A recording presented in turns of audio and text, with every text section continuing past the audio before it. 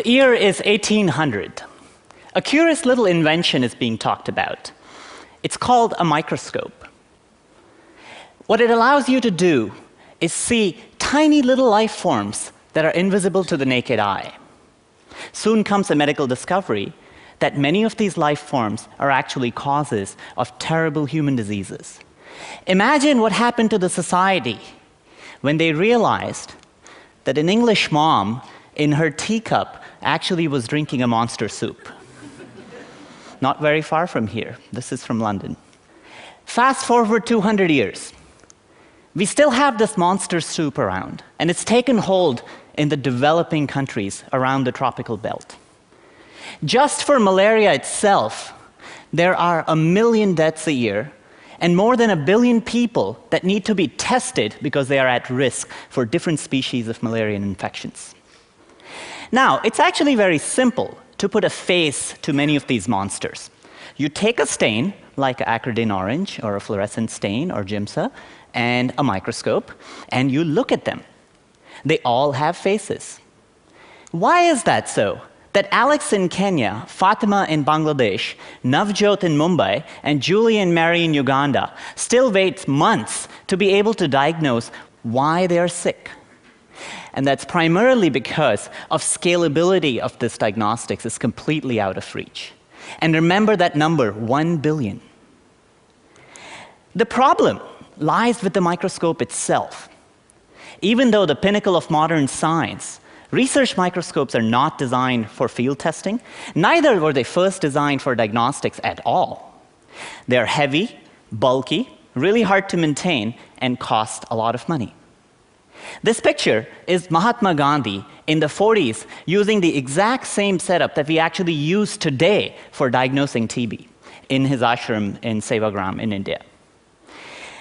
Two of my students, Jim and James, traveled around India and Thailand, starting to think about this problem a lot. We saw all kinds of donated equipment. We saw fungus growing on microscope lenses, and we saw people who had a functional microscope but just didn't know how to even turn it on. What grew out of that work and that trip was actually the idea of what we call foldscopes. So what is a foldscope? A foldscope is a completely functional microscope, a platform for fluorescence, bright field, polarization, projection, all kinds of advanced microscopy built purely by folding paper. So now you think, how is that possible? I'm going to show you some examples here, and we'll run through some of them. It starts with a single sheet of paper. What you see here is all the possible components to build a functional bright field and fluorescence microscope. So there are 3 stages. There is the optical stage, the illumination stage, and the mask holding stage. And there are micro-optics at the bottom that's actually embedded in the paper itself. What you do is you take it on, and just like you were playing like a toy, which it is, I tab it off, and I break it off. This paper has no instructions and no languages. There is a code, a color code embedded that tells you exactly how to fold that specific microscope. When it's done, it looks something like this. Has all the functionalities of a standard microscope, just like an XY stage, a place where a sample slide could go, for example, right here. We didn't want to change this because this is the standard that's been optimized for over the years, and many health workers are actually used to this. So this is what changes, but the standard stains all remain the same for many different diseases. You pop this in. There is an XY stage, and then there is a focusing stage, which is a flexure mechanism that's built in paper itself that allows us to move and focus the lenses by micron steps. So what's really interesting about this object, and my students hate when I do this, but I'm going to do this anyway, is these are rugged devices. I can turn it on and throw it on the floor and really try to stomp on it. And they last, even though they're designed from a very flexible material like paper. Another fun fact is this is what we actually send out there as a standard diagnostic tool.